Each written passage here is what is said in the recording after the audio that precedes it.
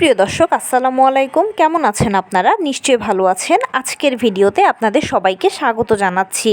আজকে আমি আপনাদের সাথে শেয়ার করব আপনার যে নর্মাল ডেলিভারি প্রক্রিয়া শুরু হয়ে গেছে সেটা আপনি কিভাবে খুব সহজে বুঝতে পারবেন। প্রায় এটা নিয়ে আমাকে অনেকে কমেন্টস করেন। তাহলে চলুন জানা যাক কী উপায় আছে সহজ। বাই দ্য ওয়ে, মূল ভিডিওতে যাওয়ার আগে একটা কথা বলি, আমি আমার চ্যানেলে pregnancy related, specially normal delivery related অনেক ইম্পর্ট্যান্ট তথ্য ভিডিও আকারে শেয়ার করে থাকি। এই তথ্যগুলো আমার পার্সোনাল এক্সপেরিয়েন্স ও আমার ডক্টরের সাজেশন থেকে নেওয়া। তাই আমার চ্যানেলটিকে যদি একবার আপনারা ভিজিট করেন তাহলে আপনারা আপনাদের প্রশ্নাতীত মনের অনেক প্রশ্নের উত্তর পেয়ে যেতে পারেন। আমন্ত্রণ জানাবো আমার চ্যানেলটিকে একবার ভিজিট করে দেখার জন্য। এবারে চলুন মূল আলোচনায় যাওয়া যাক।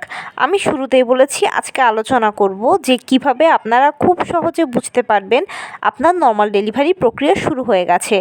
দেখুন, আমরা সবাই জানি যে নর্মাল ডেলিভারিটা সিজারের তুলনায় খুব ভালো, কারণ সিজার হলো একটা ছোটোখাটো অপারেশনের আগে পরে বিভিন্ন ধরনের ঝুঁকি থাকে, সাইড ইফেক্টস থাকে, কিন্তু নর্মাল ডেলিভারি এর সব কিছু থেকে সেফ ও সিকিওর। সেই জন্য জেনে বুঝে আমরা সবাই নর্মাল ডেলিভারিকে পছন্দ করি। সন্তান জন্মদানের ক্ষেত্রে আমাদের অন্যতম পছন্দের পদ্ধতি হলো নর্মাল ডেলিভারি। এখন নর্মাল ডেলিভারি যে আপনার হবে সেটা আপনি বুঝবেন কিভাবে? নবম মাস বা 36 সপ্তাহে যখন সর্বশেষ চেক আপ করাবেন, সেই চেক আপে যদি দেখেন যে রিপোর্ট সব কিছু স্বাভাবিক এসেছে মা ও বাচ্চা উভয়ের, তখনই বুঝবেন যে ইনশাল্লাহ আপনার ডেলিভারিটা নর্মালই হবে। আর যদি কোনো জটিলতা তৈরি হয় তখন সেক্ষেত্রে সিজারের প্রয়োজন। ডাক্তার বলে দেবে যে অমুক দিনের অমুক তারিখে সিজার হবে, সে মতে আপনি সিজারটা করিয়ে ফেলতে পারবেন। নর্মাল ডেলিভারি যদি পেশেন্ট হয়ে থাকেন, মানে নর্মাল ডেলিভারি হবে এরকম সব কিছু মোটামুটি রিপোর্টে ভালো এসেছে, তখন সেক্ষেত্রে আপনারা খেয়াল করবেন যে নবম মাস বা 36 সপ্তাহের পর থেকে আপনি আপনার শরীরে বিভিন্ন পরিবর্তন দেখতে পাবেন। এর মধ্যে উল্লেখযোগ্য কিছু পরিবর্তন হলো ঘন ঘন প্রস্রাবের চাপ অনুভব করা, কোমরে তলপেটে ব্যথা করা, বিভিন্ন ধরনের স্রাব যাওয়া, যেমন পাতলা স্রাব, পা দিয়ে গড়িয়ে পড়া, আঠালো স্রাব, থকথকে স্রাব ইত্যাদি বিভিন্ন ধরনের স্রাব যাওয়া। এর পাশাপাশি মাঝে মাঝে পেট শক্ত হচ্ছে, ছেড়ে দিচ্ছে। অনেক সময় খেয়াল করবেন ফলস পেইন হচ্ছে।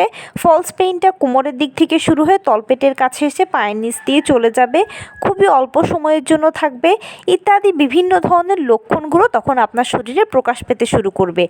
এর পরবর্তীতে এভাবেই চলতে চলতে একটা সময় দেখবেন যে আপনার ডেলিভারি প্রক্রিয়া শুরু হয়ে গেছে। আপনাদের সবার নিশ্চয়ই জানা আছে যে নবম মাসের 37 থেকে 40 সপ্তাহ হচ্ছে নর্মাল ডেলিভারির আদর্শ সময়।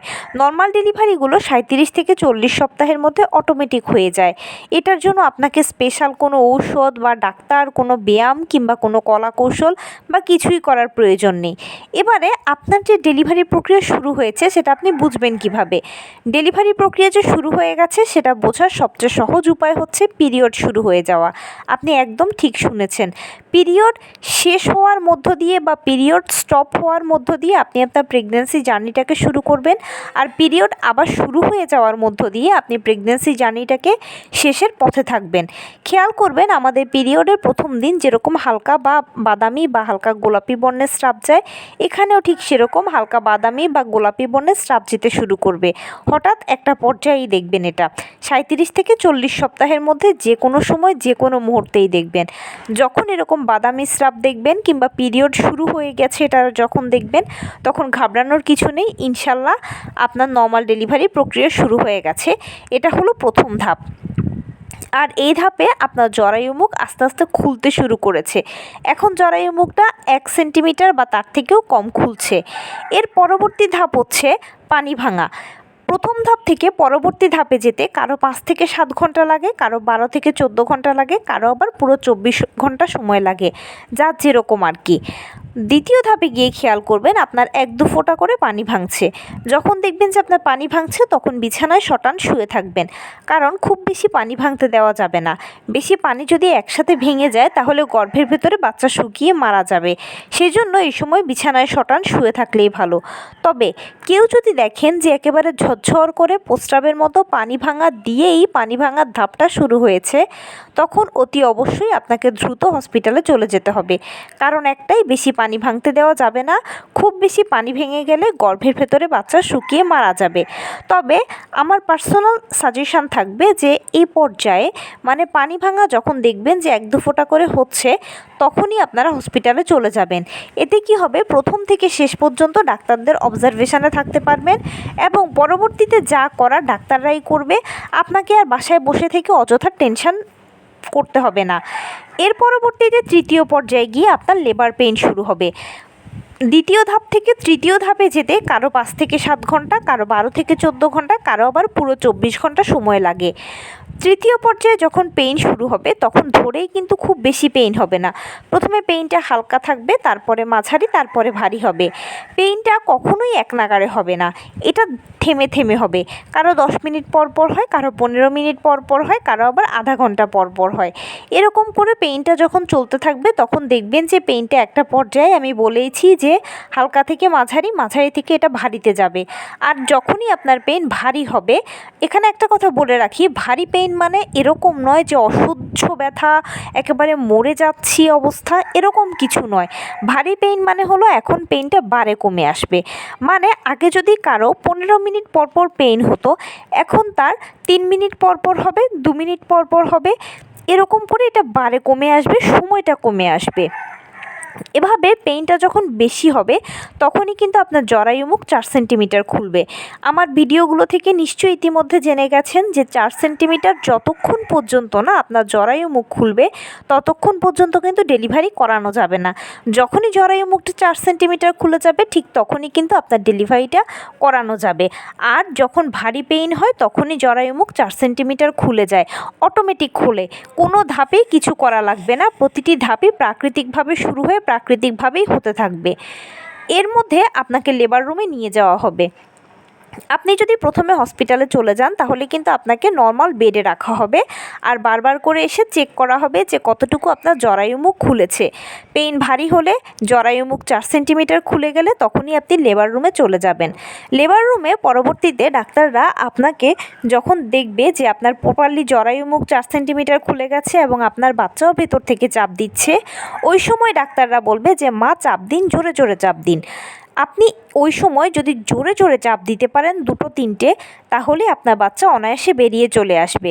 এখানে আমি আপনাদেরকে একটা টিপস বলি, যখন আপনারা চাপ দিবেন তখন মাথার নিচে একটা বালিশ বা কিছু একটাকে পুটুলি করে রেখে দেবেন এবং দুটো হাতকে মুঠি করে ধরে রাখবেন। কিছুর সাথে যদি ধরে রাখতে পারেন তাহলে ভালো কথা। এতে কি হবে, ফুল বডি থেকে আপনি একটা জোর পাবেন। আর জোরে জোরে 2-3টে চাপ দিলে বাচ্চা বেরিয়ে যাবে। আর এর পরবর্তীতে প্লাসেন্টা ডেলিভারির মাধ্যমে সাকসেসফুলি আপনি আপনার দীর্ঘ 9 মাসের জার্নিটাকে নর্মাল ডেলিভারির মাধ্যমে শেষ করতে পারবেন। সো পুরো প্রসেসটা হতে বুঝতে পারছেন যে একটা দীর্ঘ সময় লাগে, কারো 2 থেকে 3 দিন লাগে, কারো আবার দেখা যায় 3-4 দিন লাগে, কারো আবার কয়েক ঘন্টার মধ্যেও কিন্তু হয়ে যায় পুরো প্রক্রিয়াটা।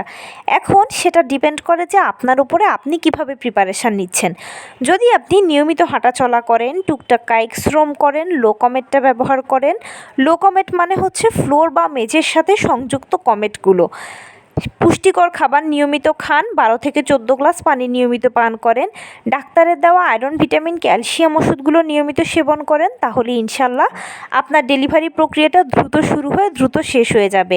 কারণ আপনার বডিটা কিন্তু সবসময় একটা ব্যায়ামের উপর দিয়ে যাচ্ছে, কাজ কর্ম হাঁটা চলার মাধ্যমে।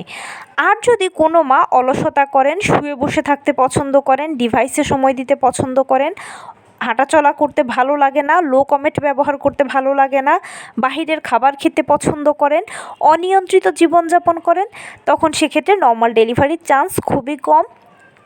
আর যদি একবার নর্মাল ডেলিভারি প্রক্রিয়া শুরুও হয় তাহলে শেষ হতে দীর্ঘ সময় লেগে যাবে। তো এই ছিল আজকের ভিডিও। কেমন লাগলো বলুন। যদি ভালো লেগে থাকে ও হেল্পফুল হয়ে থাকে তাহলে প্লিজ লাইক, কমেন্ট, শেয়ার করতে একদম ভুলবেন না। আর সেই সাথে আমার চ্যানেলটিকে সাবস্ক্রাইব করার বিনীত অনুরোধ রইল।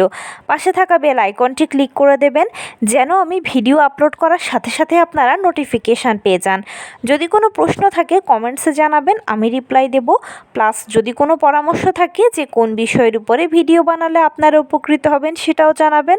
আমি আপনাদের পছন্দের সর্বোচ্চ প্রায়োরিটি দেব। ভালো থাকবেন, সুস্থ থাকবেন। আসসালামু আলাইকুম।